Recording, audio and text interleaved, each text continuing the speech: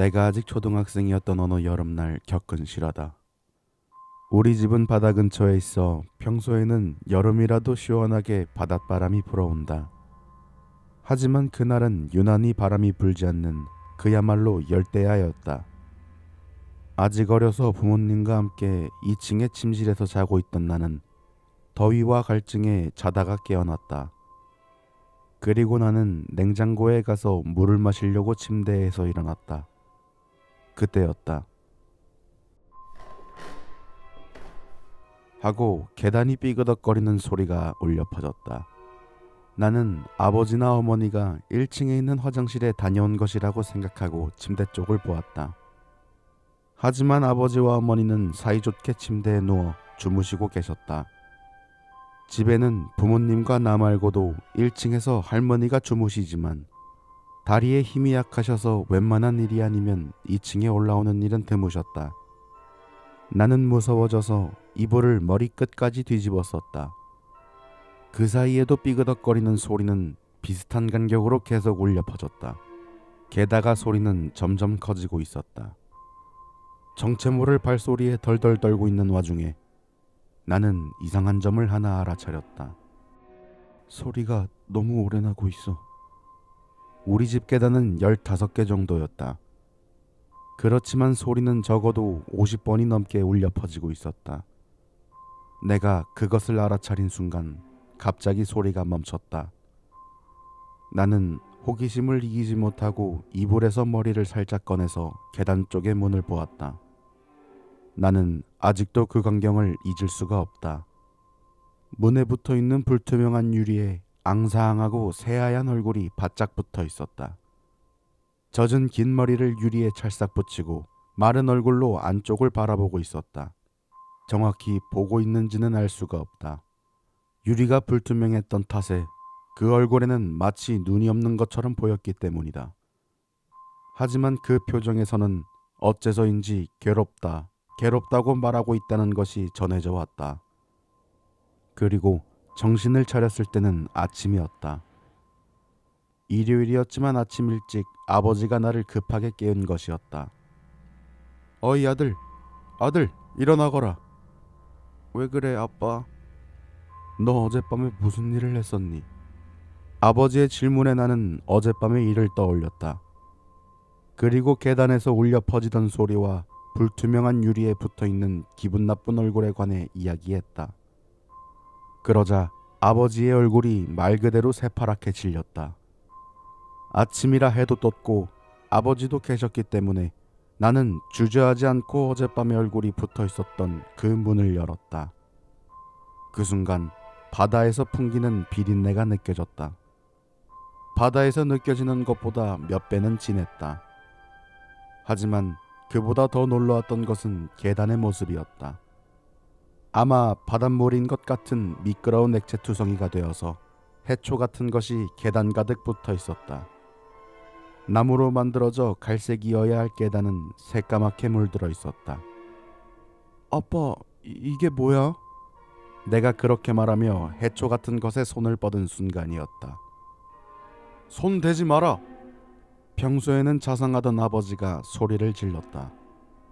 하지만 나는 그것을 이미 손에 댄 후였다. 그것은 해초가 아니었다. 머리카락. 그랬다. 계단을 새까맣게 메우고 있었던 것은 해초가 아니라 엄청난 양의 머리카락이었다. 아버지는 곧바로 내 손에서 머리카락을 뺏어서 던져버리고 손을 수건으로 몇 번이고 닦은 후 나를 꼭 껴안았다. 그 후 아버지는 경찰에 신고했지만 수사는 전혀 진전되지 않고 누군가의 장난으로 남게 되었다. 그 이후로 나무가 삐그덕거리는 소리를 들을 때마다 나를 보고 있던 그 얼굴이 떠오르곤 한다.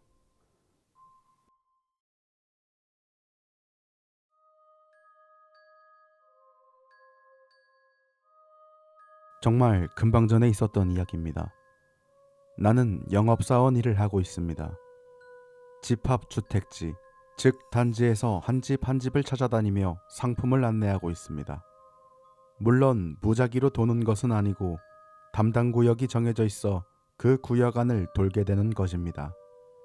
그런데 이상하게 내가 담당하는 구역에서 한 단지만은 영업하러 가지 않아도 된다는 것이었습니다. 그 이유를 선배에게 물었더니 시골인데다 역에서 멀고 주변이 논밖에 없어 사람이 거의 살지 않는다는 것이었습니다. 그렇게 사람이 적은 단지에 시간을 할애하는 것은 오히려 손해라는 설명이었습니다. 실제로 영업 도중 그 부근을 지나가게 되는 일이 잦았는데 정말 놀라울 정도로 그 단지에는 사람이 거의 살지 않았습니다. 주차장은 대부분 비어있고 커튼이 쳐져 있지 않은 집도 많았습니다. 대충 30%만 입주한 것 같은 느낌이었습니다.